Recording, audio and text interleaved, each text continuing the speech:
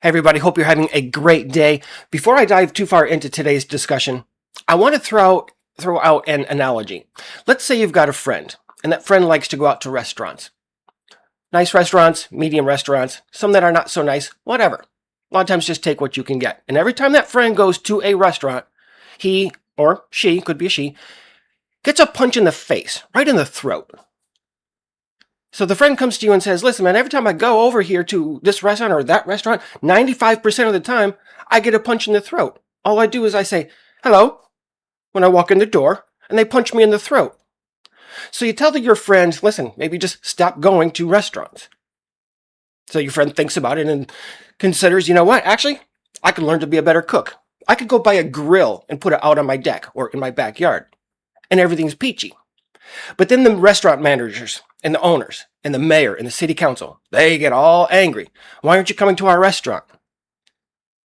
Or what, are you broke? What's wrong with you? So the analogy here, if you didn't already get it, is men going their own way, MGTOW. And I know that that's a hyperbolic example, but it's exactly what a lot of us feel. And then imagine your friend realizing that, hey, you know what? This is happening in a town across the country as well. And holy shit, it's happening in other countries.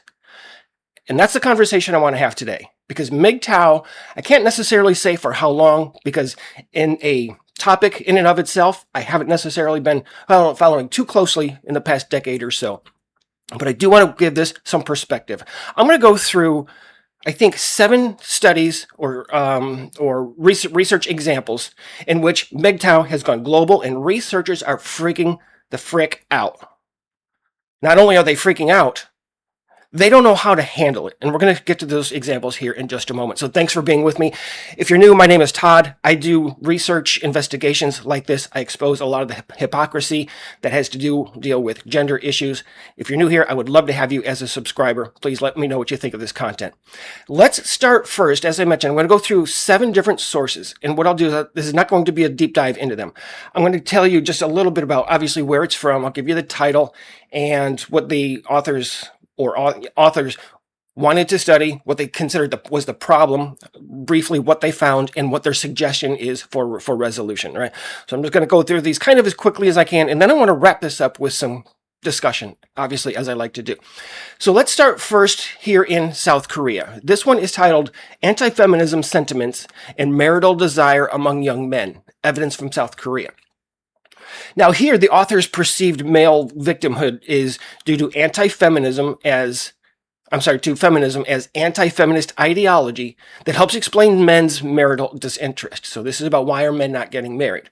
So they explain hostility towards women, feminism, marriage, and MGTOW style withdrawal as what the problems are. So what they did was they took survey results from just over 1,000 young Korean men, and they assessed dimensions of anti-feminism, support for male superiority, and perceived male victimhood that results as from feminism. So they wanted to test any associations with attitudes towards marriage and intentions to marry. And what they found was perceived male victimhood. And by the way, I love it when they actually say, or at least imply, perceived male victimhood due to feminism was common, and it was and it predicted less favorable attitudes toward marriage.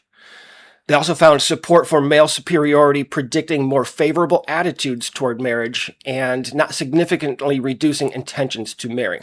Sounds a little bit like mixed results to me. So here's their proposed solution. They actually gave no direct intervention design to bring men back into marriage. They didn't give any suggestions at all.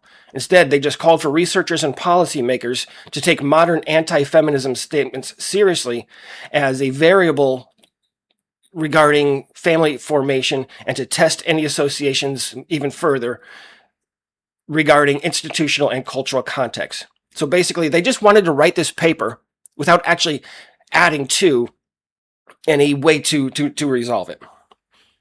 So the second one we have comes from Poland. This one is Let's Talk About Single Men, a qualitative investigation of never married men's experience of singlehood. So here they took in the problem that they proposed was an involuntary singlehood as being a possible source of men's distress, reduced self-esteem, loneliness, emotional development, and a few other things. So what they did was they interviewed 22 never married and single men. 22 of them, I'm sorry, they were aged 22 to 43 and single for at least 6 months. And what they reported was that 18 of 22 men described some form of personal deficiency that they believed interfered with finding or maintaining a relationship. So that's 18 out of 22. 20 out of 22 described both advantages and disadvantages of being single. Those included things like autonomy and personal development, along with the negative things like exclusion and concern about missing marriage or becoming a father at some point. 17 of the 22 discussed whether they should wait for a partner or actively pursue one. One of their themes was that passivity is a protection against rejection. And their solution, as you could probably imagine, with probably a lot of these, and it's very common throughout research, their solution is that psychotherapists, counselors, and educators help identify obstacles, that they offer therapy or social skills to help you make you a better person. They also suggest helping men articulate romantic sexual needs, encouraging some degree of proactive searching, and help men accept rejection. I thought I was going to get through that with a straight face. Helping men to accept rejection and uncertainty. So instead of stopping and not punching that guy in the face anymore, you're just going to tell him to accept the rejection and uncertainty as to whether I'm sorry, accept the uncertainty as to whether you're going to get punched in the face. Oh shit, I wish I were making this stuff up. They also say that professionals should help men who prefer singlehood accept and build meaningful single lives. Well, I think if somebody has already moved on and accepted that they want to be single, that they're okay if they don't need your help anyway. But thank you very much. So this next one comes from Italy and Sweden. This one is called, and I wish I were making this up as well, their article is called Swallowing and Spitting Out the Red Pill. Now, how nasty is that? As a professional, a researcher, and having published research, I would never consider publishing something that begins with swallowing and spitting out. Anyway, the subtitle here is Young Men, Vulnerability, and Radicalization Pathways in the Manosphere. Again, from Italy and Sweden. Here, what their problem was that the red pill involvement is a form of misogynistic radicalization. I don't know what y'all got going over there in Italy and Sweden, but it sounds actually pretty familiar with what's going on here in the United States. They have a problem such that men's vulnerability and relationship difficulties can make the ideology of red pill pervasive, and that it's treated as depending on hostility, rigid masculinity, and disconnection. All right. So keep in mind, we're going around the globe here. So what they did was they, I didn't want to laugh throughout this thing, but I'm just gonna let go, whatever. So what they did was collect posts for 6 months from a Reddit community used by former red pill men. They analyzed written narratives about entering, participating in, and then eventually leaving the red pill or manosphere. And what they reported was that vulnerability is central to both entering and exiting the red pill manosphere. They also reported that men stated loneliness, insecurity, difficulty with relationship experiences, dissatisfaction with masculinity, and some other things like identity and control and things like that. Well, no shit. You get punched in the face so many times when you say hello. Yeah, you're going to choose to be alone, even if it's lonely, even if that's difficult in having friendships with other people.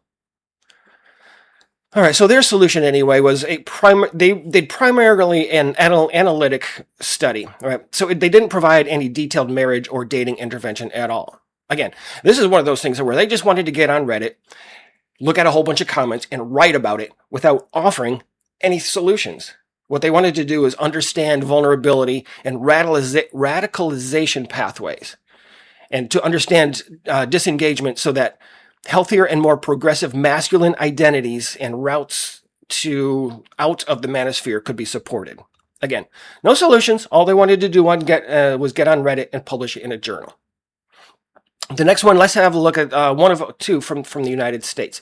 This one is Scarcity of College Men and the Decline in Marriage Among Non-College Americans. And this is one of those things, I forget, I don't have it in my notes here right now. I think this one was actually just recent, 2025 or 2026. And I wish, I don't know how people continue to publish stuff like this, because it's been published and published and published to death. But anyway, so what they were their problem statement was all around declining employment, earnings, freedom from incarceration, right? So men are incarcerated too much. All of this necessarily around non-college men, and all of it being a constraint to marriage. So they had one of the problems that they introduced or mentioned was a reduced economic position makes the available pool of stable partners smaller. No shit, right? How many times and for how long have we been hearing that? So what they did was take archival data, historical evidence on education, earnings, employment, incarceration, and marriage in the United States. They did a large administrative and survey databases is what they looked like, and compared marriage patterns across cohorts and labor markets. Again, nothing new here at all. And what they reported was the growing female advantage in college enrollment has not substantially reduced marriage among college-educated women. Big surprise, right? They also reported worsening outcomes or reduced outcomes for men without college, and that reduces their marriage prospects. Again, no shit, Sherlock. Their solution then was to continued geographic studies and policies that improve employment and other outcomes. You've heard all of this before. I'm just going to skip past some of this stuff. The second one we have from the United States is State of Our Unions 2026, the dating recession. Now, this isn't not necessarily a study. I think this one is more of an organizational type report, a study of sorts. So again, from the United States here, their problem is that there is a dating recession. This organization is all about promoting marriage. Again, some of their issues were broken pathways to marriage, low dating frequency, inadequate dating skills, and confidence. You stupid jerks. Why are you so lacking so much confidence after you get punched in the face? Just be more confident. Anyway, a couple of other things there that they did. So they surveyed a little over 5,000 unmarried Americans ages 22 to 35. So it's a younger group. And they focused on who said that they definitely, maybe, or possibly expected to get married. And what they reported was 30% reported currently dating, 31% dated once a month or so. 64% of men and 74% of women had not dated or had only a few dates in the past year.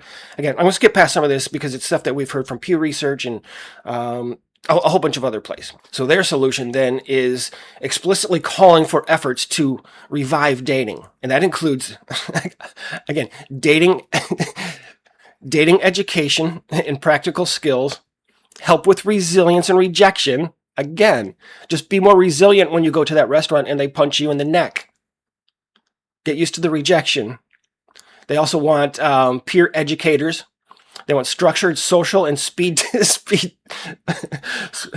dating opportunities, lower date costs. Said every man ever, right?